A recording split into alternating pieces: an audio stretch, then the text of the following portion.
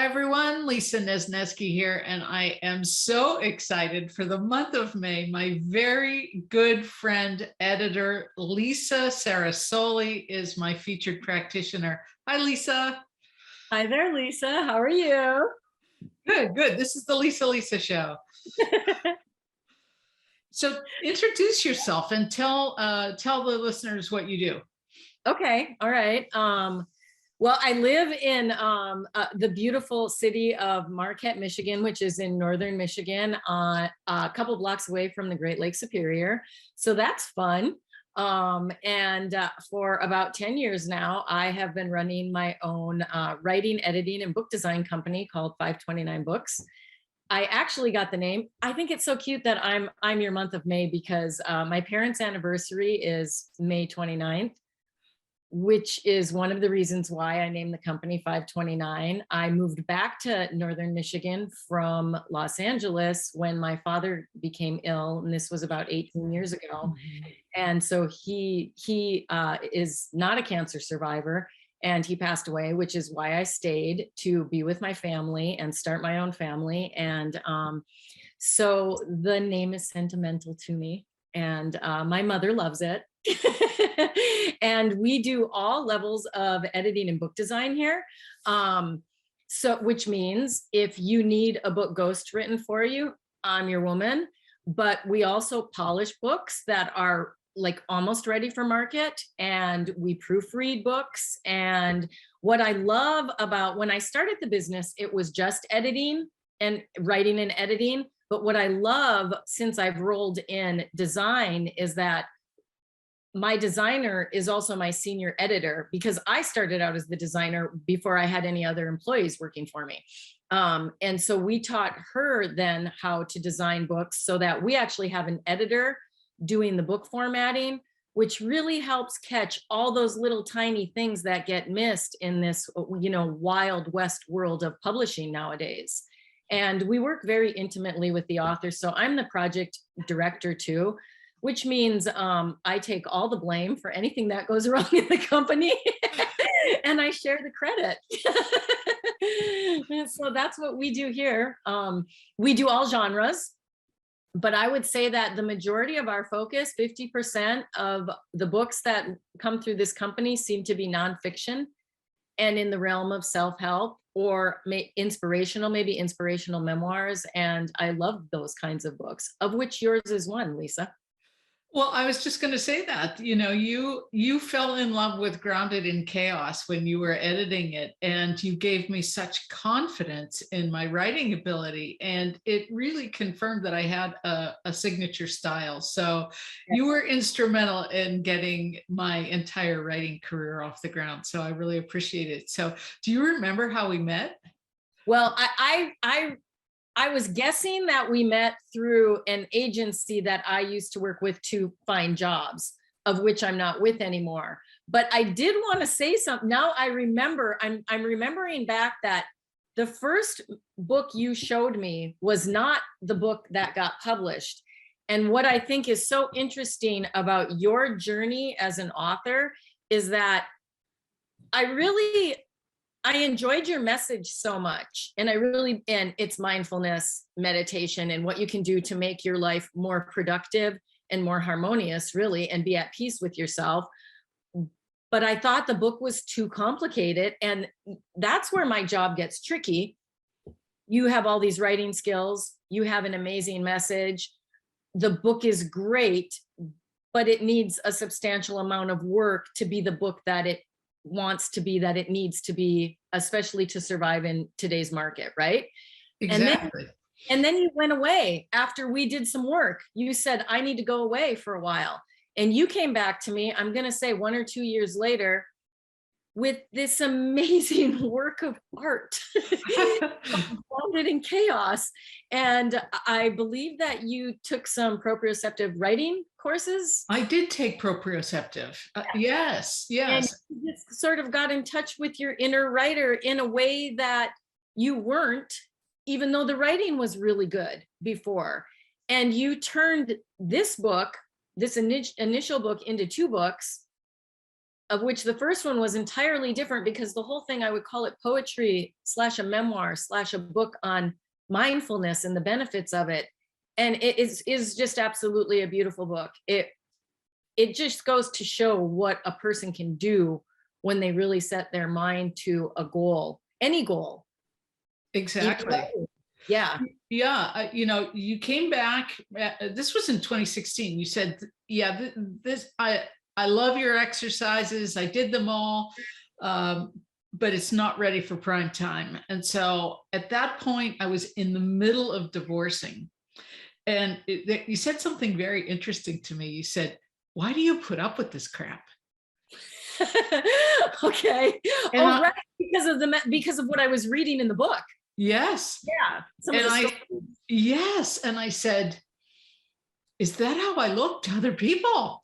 That I'm a doormat. I'm putting up with this crap. So you were kind of one of my few friends that actually said, hey, take another look at your life, which I did. And that's why I went away, so I took the time period. And honestly, Grounded in Chaos was how I was processing my emotions. And it is an emotionally raw book in several places. Yes. And so you confirmed that, it's okay to really be very real in your writing. So that was helpful to me. Then what the original book was with the exercises ended up being 7 mindful questions.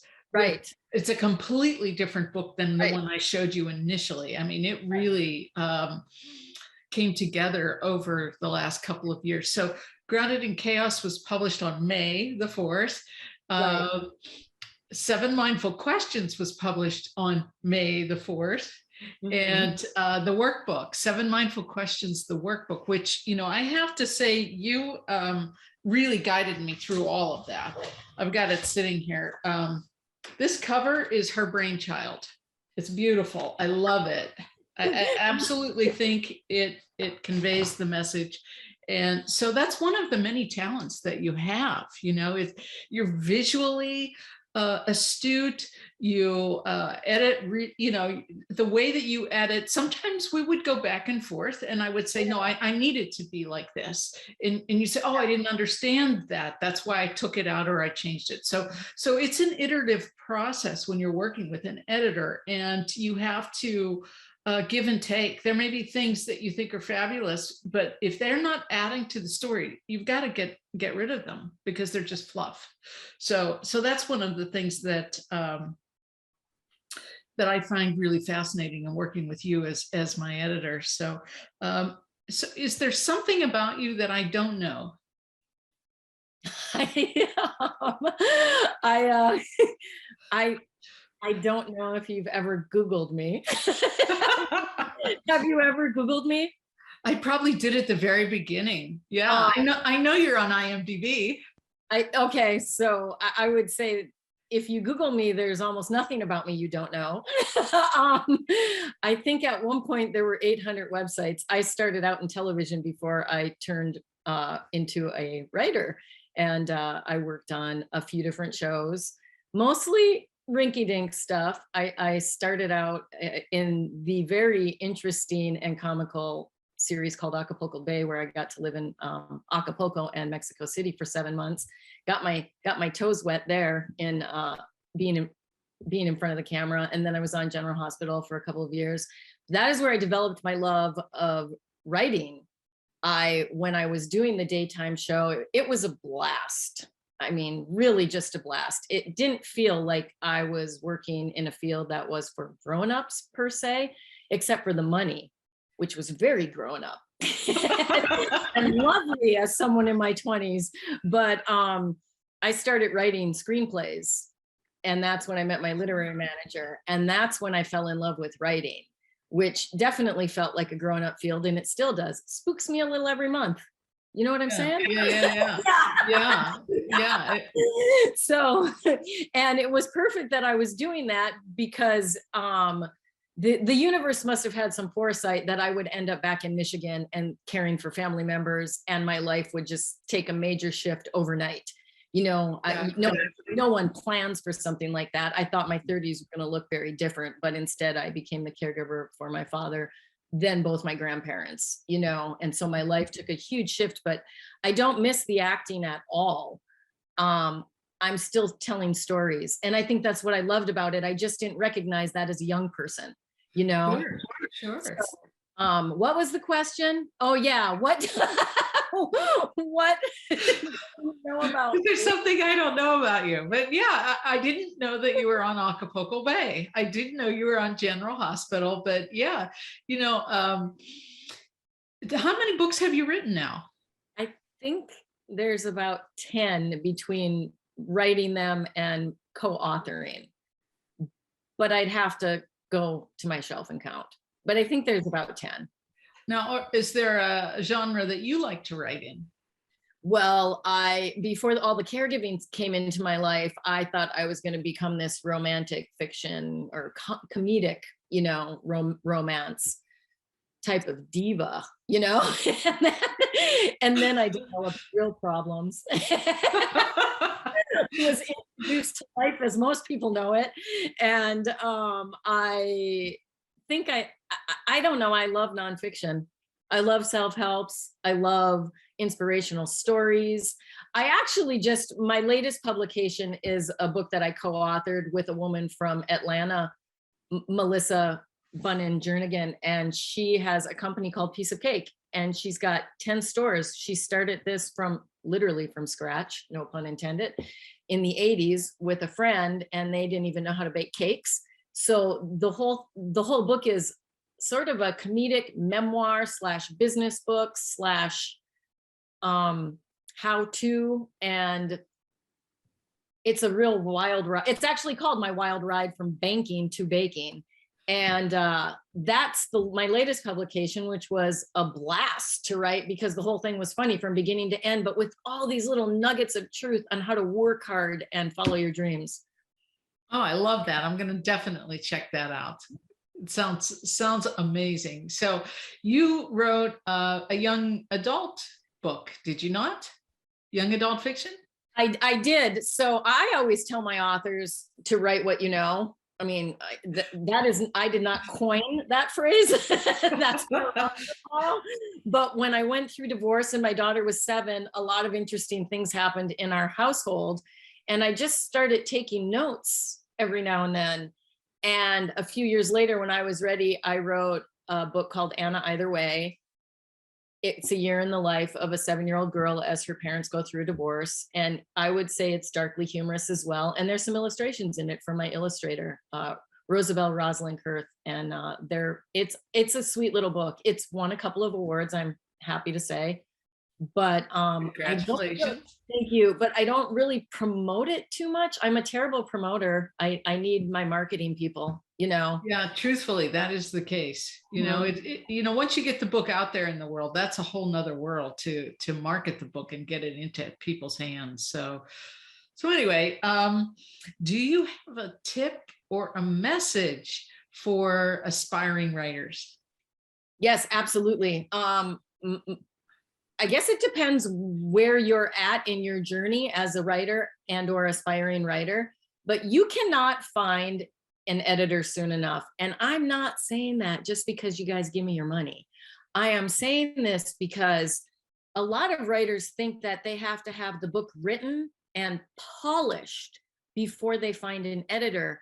And here's the deal, as you well know, you need somebody to read the book as soon as you sort of let down the fear of what someone's going to say. As soon as you're ready to accept whatever criticism and or compliments may come your way, when your ego is ready to take it to the next step, you need to find somebody, a professional, not your husband, not your sister, not your best friend that you have coffee with or go on a run with, because those people don't tell you the truth. I am one of those people. If one of my friends gave me their book just for fun, not as Lisa with my editor hat on, I would have a very hard time being hypercritical so that they could become a commercial success, like to tell them everything I needed to tell them if they just wanted Lisa the friend to take a look at the book. It's really hard to break a book down honestly, because somebody's put their whole life into that, you know? Oh, absolutely. The other thing is that some people don't know how to evaluate a book. Most people don't know how to evaluate a book. So the sooner you get an editor on board, even if it's for a book evaluation and then you go away again for a while, you will understand the roadmap that you then need to follow. And you will save thousands of dollars in the long run, thousands of dollars in the long run. Truth. Yeah. Yeah. I mean, your point about getting in early is really, really important. It's really important. And, I was recently I wasn't working with them. I do all of my, I don't do evaluations for free. I actually charge $100 per 10,000 words, which is lower than the average evaluation, but my editing fees are not lower than average. I would say they're middle of the road, maybe a little bit on the upper end, but I do any sample edit for free, and I do a phone conference all the time as a complimentary service, because I think it's really important that writers don't feel taken advantage of in this, again, Wild West, world of publishing, because there's so much to learn and so much to know. And as soon as you decide to dive in and get the courage to do that, you oftentimes feel like you're over your head, You definitely can feel over your head. I have felt that many times, because you're going to entrust your baby, if you will, to someone to edit. And it took me a while to find you, and it took me a while to feel comfortable sharing my book, period. Yes. Mm-hmm.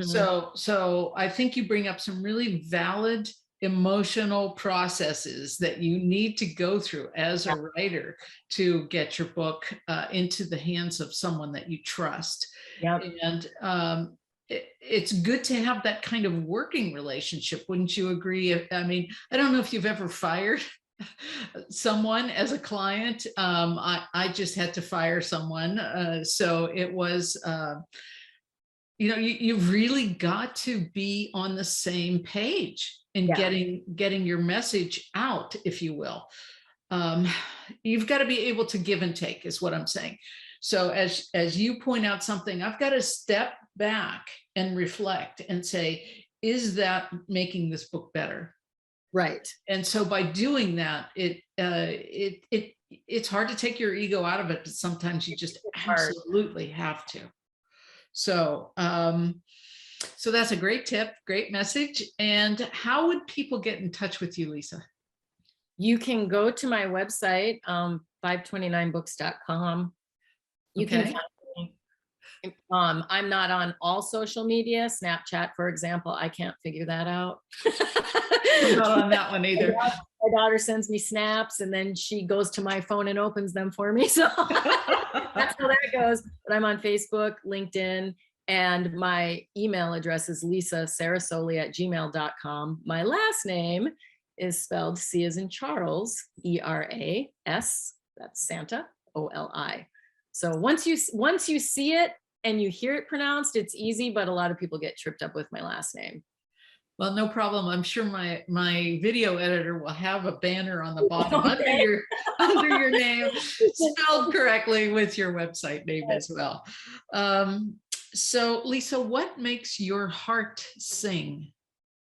Oh, well, I'll tell you, nothing, my daughter aside, my beautiful 16-year-old smart and sassy daughter aside, nothing inspires me more than a great story. And it's always been like that. I think I came out of the womb telling stories, and I can literally turn anything into a story. Just ask my sweet and sassy daughter when we're standing in line at the grocery store waiting to check out and I'm telling a 10-minute tale, so I think that's why I'm in this business. I love, and I can't get my hands on enough stories. So what I love about this business is that I get to play in the world of other people's stories. Even if it's a self-help book, you're telling your story, it's your mission, it's your life purpose, it's your message, and it's still quite personal. I mean, your book, I would call Grounded in Chaos a memoir, but still also a self-help, you know, and 7 Mindful Questions is the next book in line that really they complement each other, right? And then your 7 Mindful Questions, the workbook,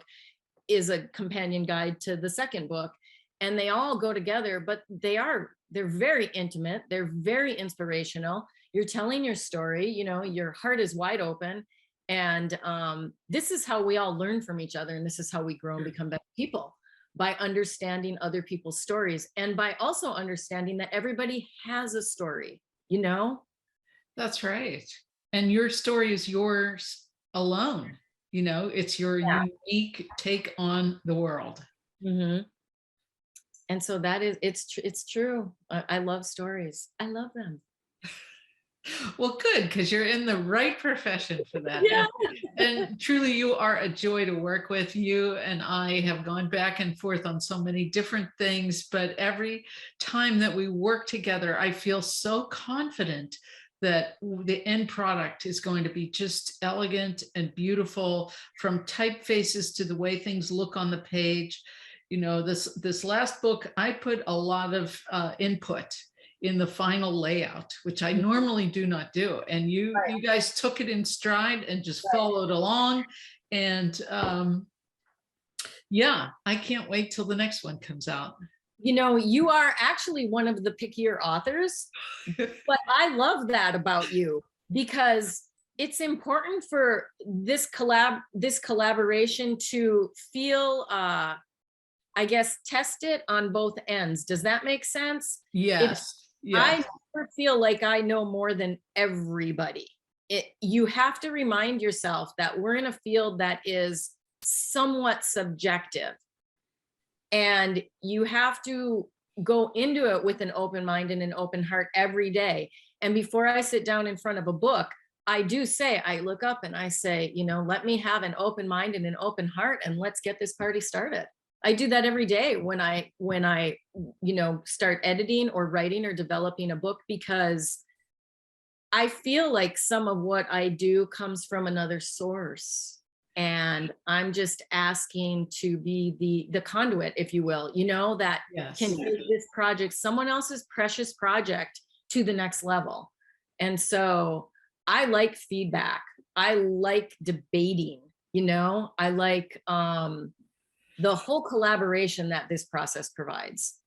It's really exciting. It is. It is. And it's affirming on both sides, I think.